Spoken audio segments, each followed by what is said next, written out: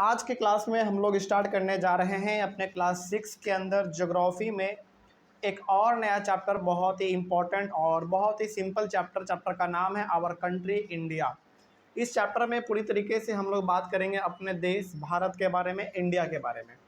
पिछले क्लास तक के जितने भी चैप्टर हम लोगों ने पढ़े हैं वो अलग अलग चीज़ों के बारे में था।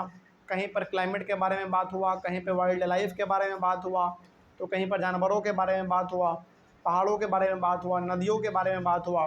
लेकिन फाइनली आज हम लोग वैसे चैप्टर को डिस्कस करने जा रहे हैं जिस चैप्टर में पूरा का पूरा हमारे प्यारे से देश भारत के बारे में बात होगा, यानी कि इंडिया के बारे में बात होगा। और आप गौर करेंगे कि इंडिया के बारे में जो भी बात हम लोग करेंगे इस चैप्टर में, उसमें से अधिकतर बात आप लोगों को पहले से पता होगा। मतलब आप गौर करेंगे चैप्टर में कि कुछ बातें आपको पहले से ही पता है और कुछ नए चीज़ों को भी सीखने को मिलेगा इस चैप्टर में। तो चैप्टर बड़ा सिंपल है और बहुत ही आसान भी है। तो शुरू करते हैं हम लोग अपना चैप्टर का नाम है आवर कंट्री इंडिया। ठीक है, शुरू किया जाए। चलिए, सबसे पहला ही टॉपिक है इंडिया। तो इंडिया के बारे में जानते हैं कि आखिर इंडिया क्या है, इंडिया के पास कितना ज़मीन है, इंडिया के पास कैसा कैसा सिस्टम है रहने का, सब कुछ हम लोग इसमें देखेंगे। तो शुरू करते हैं। पहला पॉइंट लिखा हुआ है कि India is a country of vast geographical expense. India एक ऐसा कंट्री है जिसके पास बहुत ज़्यादा जोग्राफिकल एक्सपेंस है। एक्सपेंस का मतलब हो गया ये बहुत दूर तक के इलाके में फैला हुआ है। मतलब इंडिया एक ऐसा कंट्री है जिसके पास बहुत ज़्यादा इलाका है, बहुत ज़्यादा एरिया है। इसके पास नदी भी है तो समुद्र भी है, उसके बाद पहाड़ भी है तो जंगल भी है। कहने का मतलब ये हो गया कि हमारा कंट्री इंडिया के पास लगभग वो हर कुछ है जो किसी भी कंट्री में जीने के लिए रहना चाहिए, है ना। हमारे पास पहाड़ है, जंगल है, नदी है, समुद्र है, सब कुछ हमारे पास है। तो इंडिया एक बहुत ही बड़ा और बहुत ही सुंदर देश है। तो जोग्राफिकल एक्सपेंस का मतलब क्या हुआ, इसके पास लगभग हर प्रकार का चीज़ है। नदी, समुद्र, पहाड़, जंगल, सब कुछ इसके पास है और ये बहुत दूर तक फैला हुआ है। India has an area of about 3.28 million square kilometre. India के पास टोटल यदि ज़मीन का बात करें, मतलब कि इंडिया कितने दूर तक फैला हुआ है, तो India total 3.28 million square kilometre होता है।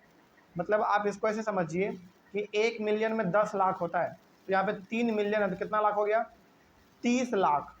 30 लाख, लगभग 30.5 लाख के आसपास हमारे पास पूरा का पूरा इंडिया का ज़मीन है। मतलब आप ये कह सकते हैं कि इंडिया पूरा का पूरा लगभग 3.5 लाख के आसपास आप कह सकते हैं, क्योंकि 3 मिलियन का मतलब तो 30 लाख हो गया और 28 का भी आप कुछ जोड़ लो, लगभग मोटा मोटी आप घुमा फिरा के कह सकते हैं एक एवरेज वैल्यू के लगभग 30.5 लाख स्क्वायर किलोमीटर ज़मीन इंडिया के पास है। और यही हमारा इंडिया का पूरा ज़मीन है जिसके अंदर हम लोग भी आते हैं। ठीक है, तो ये सब कुछ पॉइंट है जो कि आप याद रख लीजिएगा, बड़ा इंपॉर्टेंट होता है ये सब। आगे, the north south extend from Kashmir to Kanyakumari is about 3200 kilometre. बात करें हम लोग नॉर्थ से साउथ तक, तो नॉर्थ में पड़ता है आपका कश्मीर और साउथ में पड़ता है कन्याकुमारी। ध्यान रखिएगा, ये कश्मीर कहाँ पड़ता है, जम्मू कश्मीर में। ठीक है, और कन्याकुमारी कहाँ पड़ता है, केरल में। केरला जिसको हम लोग बोलते हैं। तो कश्मीर से लेकर कन्याकुमारी यानी कि नॉर्थ से लेकर साउथ तक का दूरी यदि बात करें इंडिया का, तो कितना है टोटल, 3200 किलोमीटर है। इसका मतलब हुआ कि यदि आप कश्मीर से चलना स्टार्ट करते हैं और कन्याकुमारी यदि आप आते हैं तो आपको कितना ट्रैवल करना पड़ेगा, 3200 किलोमीटर ट्रैवल करना पड़ेगा, जो कि बहुत बड़ा डिस्टेंस है। उसके बाद ये हो गया नॉर्थ साउथ के बारे में। थोड़ा सा ईस्ट वेस्ट के बारे में बात कर लेते हैं। The east west extend from Arunachal Pradesh to Kutch is about 2900 kilometre. बात करें ईस्ट से लेकर वेस्ट की ओर हमारा इंडिया कितना दूर तक फैला हुआ है, तो वो फैला हुआ है 2900 किलोमीटर। अरुणाचल प्रदेश पड़ता है हमारा ईस्ट में और कच्छ हमारा पड़ता है वेस्ट में।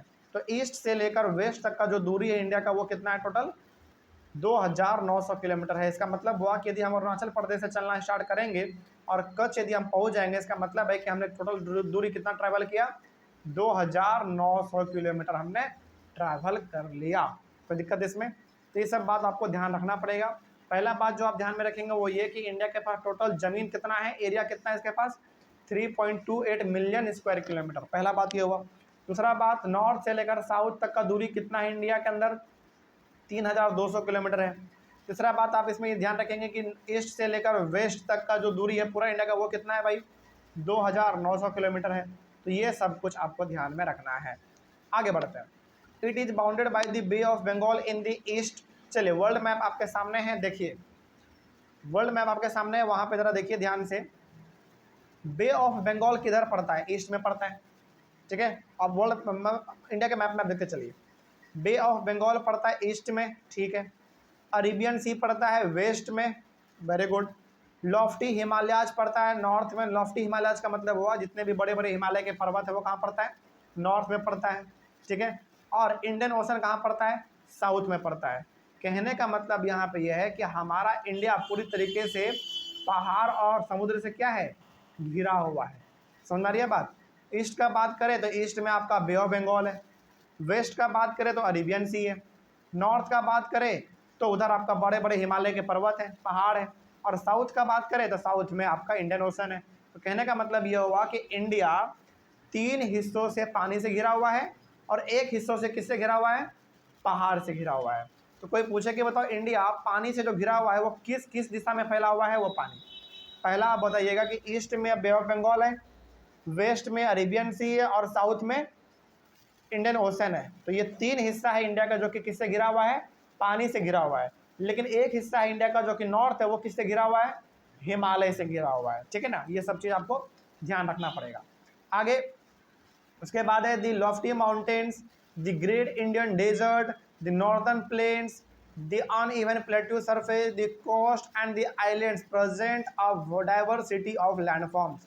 मतलब इंडिया के पास इतने विचित्र विचित्र प्रकार के चीज़ें हैं रहने के लिए जिसका कोई अंदाज़ा लगाया नहीं जा सकता। जैसे हमारे पास भयंकर भयंकर पहाड़ हैं, नॉर्थ में हिमालय के बड़े बड़े पहाड़ भी हैं, हमारे पास ग्रेट इंडियन डेजर्ट भी है, मतलब राजस्थान में बालू वाला अभी इलाका हमारे पास है। नॉर्दर्न प्लेन मतलब हो गया कि नॉर्थ की तरफ जो हमारा पूरा प्लेन फैला हुआ है, प्लेन का मतलब समतल जमीन जिसपे खेती बाड़ी होता है, वो भी हमारे पास बहुत ज़्यादा। एग्जाम्पल के तौर पे पंजाब का ज़मीन, हरियाणा का ज़मीन, यूपी का ज़मीन, ये सब किस में आता है, नॉर्दर्न प्लेन में आता है, ठीक है। ये हो गया हमारा, ये भी है। उसके बाद प्लेट्यू का बात करें तो ऊबड़ खाबड़ वाला ज़मीन भी हमारे पास बहुत सारा है। हालांकि प्लेट्यू का मतलब होता है ऐसे ज़मीन जो कि बिल्कुल ऊपर से फ्लैट होता है, पहाड़ जैसा इलाका रहेगा लेकिन ऊपर से पूरा फ्लैट रहेगा, है ना। ऐसा वाला भी जमीन हमारे पास है। हमारे पास कोस्ट भी है, कोस्ट का मतलब हो गया समुद्र के बगल वाले इलाके को हम लोग कहते हैं कोस्ट, वो भी हमारे पास है। और सबसे बड़ी बात हमारे पास अलग अलग प्रकार के आइलैंड भी है, जैसे लक्षद्वीप आइलैंड हो गया, अंडमान निकोबार आइलैंड हो गया, ये सब किसका आइलैंड है, इंडिया ही के तो आइलैंड है। तो कहने का यहाँ पे साफ साफ ये तात्पर्य है कि इंडिया के पास समुद्र भी है, पहाड़ भी है, डेजर्ट भी है, प्लेन भी है, माउंटेन भी है, प्लेट्यू भी है, कोस्ट भी है, आइलैंड भी है, सब कुछ हमारे इंडिया के पास है, ठीक है। इसीलिए इंडिया को एक बहुत ही सुंदर कंट्री बोला जाता है। आगे बढ़ते हैं। There is a great variety in the climate, vegetation, wildlife as well as in the language and culture. यहाँ तक कि हमारे इंडिया का माहौल भी बहुत अलग है। जैसे यहाँ पे समय समय पर अलग अलग प्रकार के क्लाइमेट देखने को मिलता है, जैसे जाड़ा, गर्मी, बरसात, है ना, पतझड़, ये सब अलग अलग प्रकार के यहाँ पे मौसम भी देखने को मिलते हैं। अलग अलग प्रकार के हमारे पास वेजिटेशन है, वेजिटेशन का मतलब हो गया अलग अलग प्रकार के पेड़ पौधे हमारे पास है, बहुत सारे पेड़ पौधों का वैरायटी हमारे पास है। वाइल्ड लाइफ भी हमारे पास बहुत सारा है, मतलब जंगली जानवर भी हमारे पास है, जंगली के साथ साथ हमारे पास पालतू जानवर भी बहुत सारे हैं। उसके साथ हमारे पास लैंग्वेज अलग है, जैसे पंजाब में पंजाबी, महाराष्ट्र में मराठी, है ना, कर्नाटका में कन्नड़, उड़ीसा में उड़िया, इसी प्रकार से अलग अलग प्रकार के भाषा हमारे पास है। और कल्चर तो हमारे पास है ही, जैसे हिंदू, मुस्लिम, सिख, ईसाई, जैन, बुद्ध, अलग अलग प्रकार के रिलीजन में अलग अलग प्रकार के रीति रिवाज, अलग प्रकार के कल्चर, कपड़ा, खान पान, सब कुछ क्या है, अलग अलग है। तो बताओ ये हमारे इंडिया का खूबसूरती दिखा रहा है कि नहीं, बिल्कुल दिखा रहा है भाई। इन्हीं सब चीज़ों को मिलाकर हमारा इंडिया एक बहुत ही खूबसूरत देश बना हुआ है। आगे बढ़ते तो कहने का मतलब हमारे इंडिया के पास लगभग सब कुछ है जो कि किसी एक कंट्री के पास होना चाहिए, ठीक है। आगे, it is the second most populous country of the world after China. हाँ, ये बात ध्यान रखिएगा, पहले समय तक यानी कि आज से 3-4 साल पहले पॉपुलेशन के मामले में हमेशा टॉप पे कौन था पता है, चाइना। हम लोग सेकेंड पे आते थे, लेकिन अब इस मामले में हम लोग आगे बढ़ गए हैं। मतलब कि सबसे ज़्यादा जनसंख्या पूरी दुनिया में कहाँ पर है, इंडिया में है। अब दूसरा जगह पे आ गया कौन, चाइना। मतलब पहले चाइना था, वर्ल्ड में सबसे ज़्यादा पॉपुलेशन किसके पास था, जनसंख्या? चाइना के पास था फर्स्ट नंबर पे। सेकंड नंबर पे हमारा इंडिया था, लेकिन अब ये बदल गया। अब हमारा इंडिया पहले नंबर पे आ गया और चाइना दूसरे नंबर पे चला गया। तो यहाँ पे जो लिखा हुआ है इसको, ये पहले के बुक के हिसाब से लिखा हुआ है, लेकिन अब जो आपके पास बुक आएगा नया वाला, उसमें आप ये देखेंगे कि इंडिया टॉप पोजीशन पे है और सेकंड पे कौन आ गया? चाइना आ गया। लेकिन जो बुक में लिखा हुआ है क्या वो गलत लिखा हुआ है? नहीं, ये सही लिखा हुआ है, लेकिन ये पहले लिखा गया था। लेकिन अब आप बोल सकते हैं कि इंडिया टॉप में है और चाइना सेकंड में है। ठीक है, आगे बढ़ते हैं। In 2011, India has a population of more than 120 crore. सोचो, लगभग जैसे आज हम लोग जी रहे हैं कब, 2024 में, लगभग आज से 13 साल पहले, आज से लगभग 13 साल पहले इंडिया का पॉपुलेशन 120 करोड़ था। और अभी के बारे में यदि हम लोग बात करें, इंडिया का पॉपुलेशन अभी फ़िलहाल 140 करोड़ है और आने वाले समय में तुरंत 150 करोड़ भी होने वाला है। सोचो तो कितना जल्दी जल्दी हमारा पॉपुलेशन बढ़ रहा है, बहुत तेज़ी से बढ़ रहा है। ठीक है, आगे। In the country of diversity we find unity that is reflected in traditions that bind us as one nation. अब देखो, हमारे इंडिया के पास अलग अलग प्रकार के रिलीजन है, हिंदू, मुस्लिम, सिख, ईसाई, जैन, बुद्ध, अलग अलग प्रकार के रिलीजन हैं, अलग अलग प्रकार के रीति रिवाज भी हैं, अलग अलग प्रकार के लोग कपड़ा भी पहनते हैं, खाना भी खाते हैं, अलग अलग भाषा भी बोलते हैं। इसके बावजूद सभी लोग मिलजुल के रहते हैं। इसी से हमारे कंट्री का खूबसूरती बढ़ जाता है। ठीक है ना, इतना सब कुछ अलग अलग प्रकार का होने के बावजूद हमारा कंट्री एक बहुत ही अच्छा कंट्री है, इसमें कोई शक नहीं है। कोई दिक्कत इसमें? चलिए आगे बढ़ते हैं। ये टॉपिक हमारा हुआ खत्म। अगला टॉपिक हमारा होगा लोकेशनल सेटिंग। तो इसको हम लोग अपने अगले क्लास में डिस्कस करेंगे। तो मिलते हैं हम लोग अपने अगले क्लास में। Thank you very much.